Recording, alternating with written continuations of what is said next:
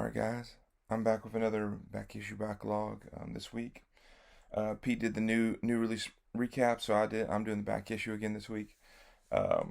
First off, I want to show this is the book I'm doing, Adventureman. It's one that I was so excited to finally pick up, just because I like the title, I like the premise, I like the sort of the pulp feel of it. So I was like, okay, I'm gonna check this out.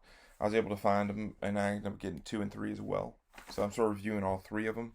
It's evidently first 4 issues, and then they're going to do another set, hopefully, if it takes off.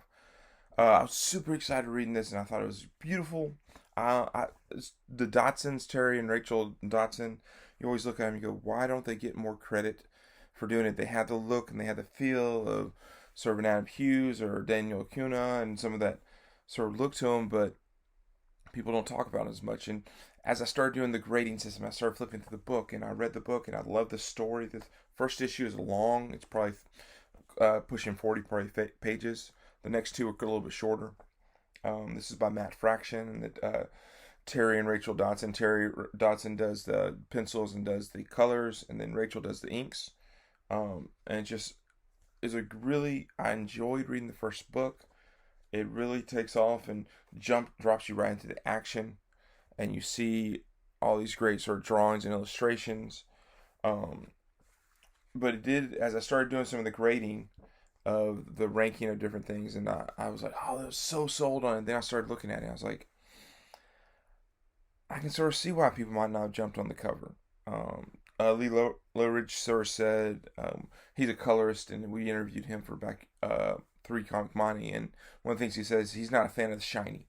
And I realize a lot of times I'm not a fan of shiny. It's probably why Adam Hughes doesn't jump off to me, even though he's not the same to our shiny. And Lowridge says he loves Adam Hughes, but when I look at Dotson, I see the shiny even more so. And when especially you look at the cover, and you can see the little shiny, and shiny's not bad. Certain people really like shiny, but it is something that certain people, it does makes you go, okay. And then this is the story Matt Fraction writes, I really enjoyed, but I also realize I'm not the majority of the types of stories I like. And I like adventure stories. I like to shut my brain off while I'm reading or while I'm watching a movie and TV show, and I don't really care if it's going to win an Oscar or an Eisner or whatever the other Harvey Award or anything like that. I don't care about those types of things. I just want a good, fun story, and this has that element. It's a fun story. Not super original, but it's a fun story, and it's all set about. It starts you off as it basically find out the kid's reading a book, and it's this story of the Adventure Man. And then if you've ever read a story, you want to go, hey, can that be me? Is that something that I care about? Like, is the story that I'm reading? You always want to place yourself in the story, and this comic is the idea of placing yourself in a story. Adventureman. So the protagonist, the main girl in the story, is she placed in the story, placed as the main character? The one drawback to Dotson's art is they all feels the same, and you can it reminds me of a cover of Uncanny X-Men, and you can sort of see it here. And that's sort of what I feel like when I look throughout the entire book is all these characters are characters he's drawn before.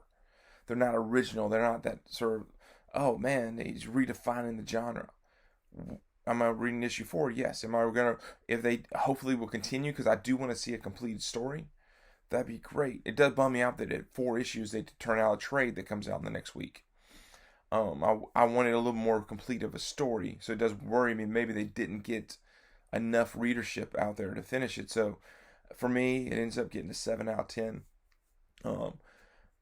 I was hoping when I started that it was an 8, 9 out of 10, but the more when I did some of the gradings, and it got dinged a little bit on the cover, it got dinged on a little bit on the interior art for different things.